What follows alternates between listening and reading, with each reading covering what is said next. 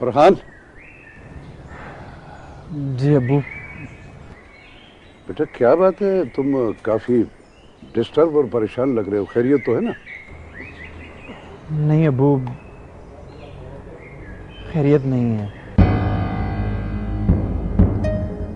खुदा खैर करे। क्या बात है बेटा, बताओ, जल्दी बताओ। अब्बू वो दरअसल ऑफिस में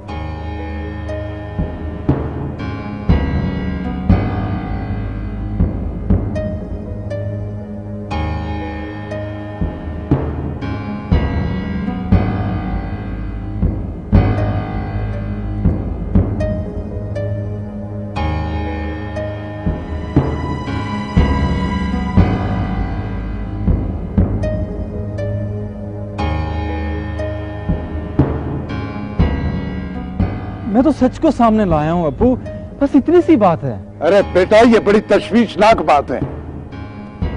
शिकस्त खुर्दा आदमी या तो खामोश हो जाता है या फिर बेभर जाता है वो। और यासिर जैसा छोटी जहनियत का बंदा अपने मुफाद के लिए कुछ भी कर सकता है। लेकिन अब्बू इसमें मैं कहां कसूरवार हूं? अरे ये तो तुम समझ रहे हो ना बेटा। यासिर की नजरों में उसकी बर्बादी के जिम्मेदार सिर्फ तुम हो। तुम्हारे ऑफिस ज्वाइन करने से पहले वो शैला की दौलत को अपने दोनों हाथों से लूट रहा था और उसे चेक करने वाला भी कोई नहीं था। लेकिन अब्बू मैंने तो अपनी ड्यूटी निभाई है। अरे नहीं चाहिए हमें ऐसी ड्यूटी जो तुम्हारी जान की दुश्मन बन जाए। तुम रिजाइन कर दो इस जॉब से। लेकिन अब्बू वो अंकल जफर। अरे मैंने जो तुमसे कहा तुम वो करो। जफर से मैं खुद ही बात कर लूंगा। ठीक है अब्बू। ये बात अपनी माँ से मत करना। माँ का दिल नर्म होता है। ये बात उसके लिए ज्यादा तकलीफें हो सकती है। अब जाके अपने कपड़े चेंज कर और ये रिजाइन जो है ना इसको अभी से लिख के रख लो। अरे बेटा हम ठहरे शरीफ लोग, हमें इन झमेलों में नहीं पड़ना है। जा चेंज कर जाके कपड़े अपने। जी अब्बू।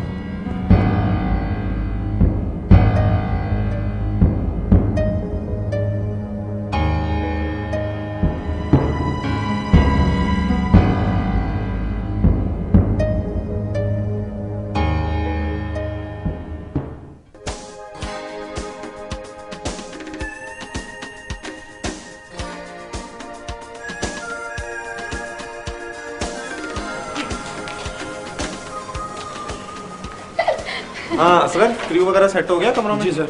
Very good. टोनी कमरे कैसे हैं? कमरे भाई 5 स्टार होटल है। आई नो 5 स्टार होटल है, बट समटाइम्स ये होता है कि बड़े होटल में छोटे कमरे इतने तंग होते हैं कि दम घुटने लगता है। नहीं ये तो यार माशाल्लाह बड़ा बेहतरीन होटल है। सुनो, आज मैं भी तुम लोगों के साथ तुम लोग के कमरे में सोऊंगी। हाँ क्यों? और हम कहाँ सोएंगे? क्या हो गया है?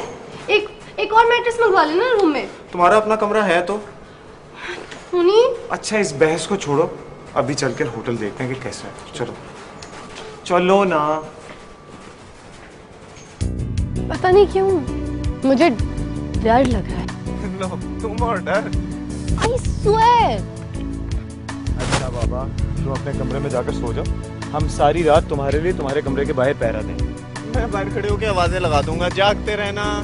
देखो मैं मजाक नहीं कर रही हम भी हूँ। मजाक नहीं कर रहे। आप अपने कमरे में ही सोएंगी और यही डिसाइडेड, ठीक है? पहले इतना बड़ा स्कैंडल बनवा दिया वहाँ। अरे बदनाम करने का इरादा है क्या? तो अगर कहो तो मैं तुम्हारे कमरे में सो जाऊं। No thanks. ओके ओके भाई ओके।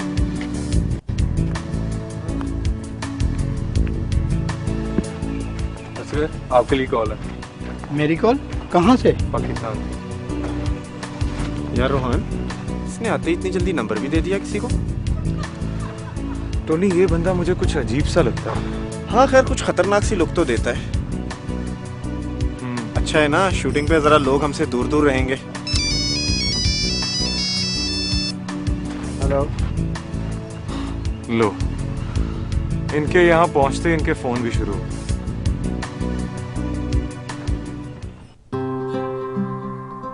मेरी ख्वाहिश थी कि कुछ ऐसा करूं जो दुनिया में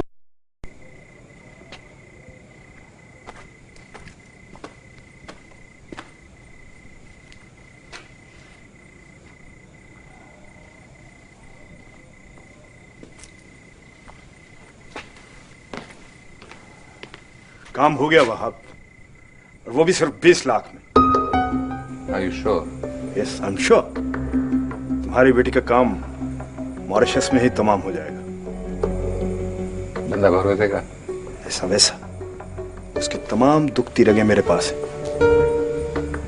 पैसे कब देने? काम होने के बाद। गुड। कौन है वो?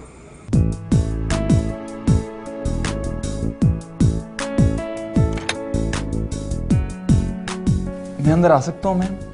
आओ फरहान।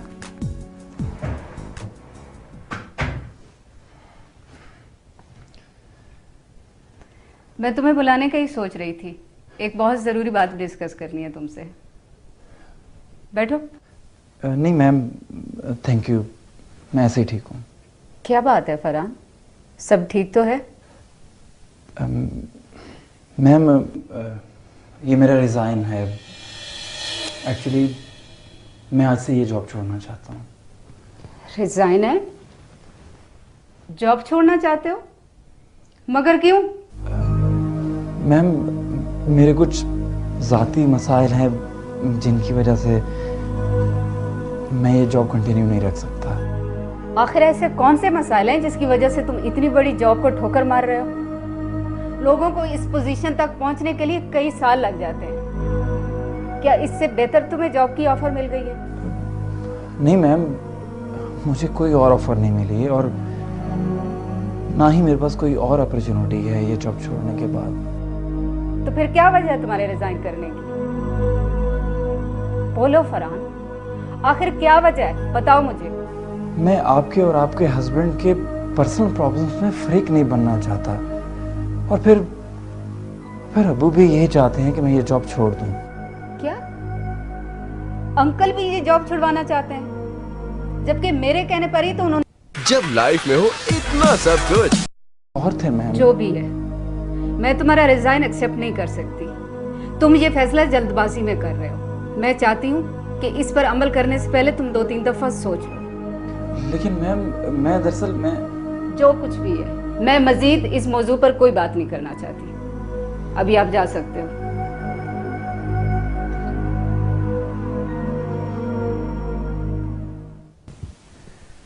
वो डरपोक शख्स कुछ भी नहीं कर सकता। अरे तुम जो मर्जी कहो जफर, यासर एक मुजरिमाना ज़हनियत का शख्स है।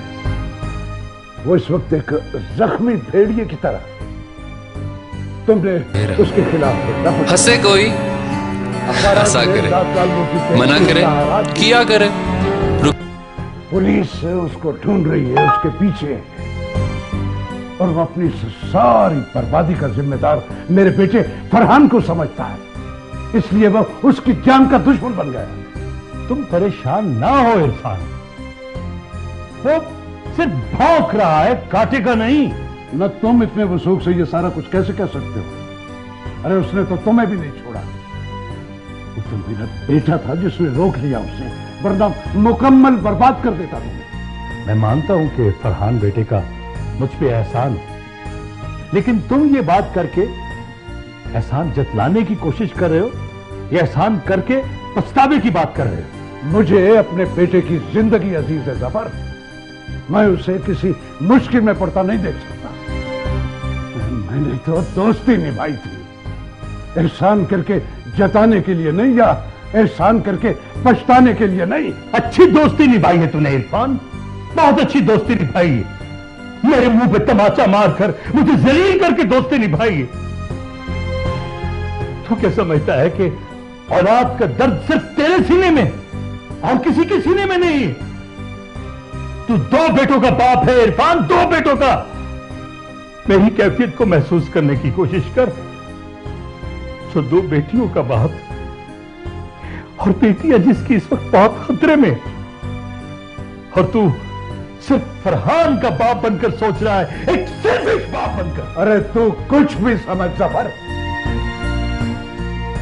मुझे अपने बेटे की जिंदगी बहुत अजीज है, मैं उसे दांव पर नहीं लगा सकता। मैंने मना कर दिया उसे, वो कल से शैला के दफ्तर में नहीं जाएगा, और न ही इस तमाम किस्से से उसका कोई ताल्लुक है। अच्छी दोस्ती निभा रहा है तू, अच्छी दोस्ती निभा रहा है, बीच बंधार में मुझे खड़ा करके खुद किनारे पे जा रहा है। लेकिन एक बात याद रखना इरफान, मैं फरहान बेटे को बहुत चाहता हूं, बहुत प्यार करता हूं मैं उससे। मेरी जिंदगी में फरहान पर कोई आंच नहीं आ सकती।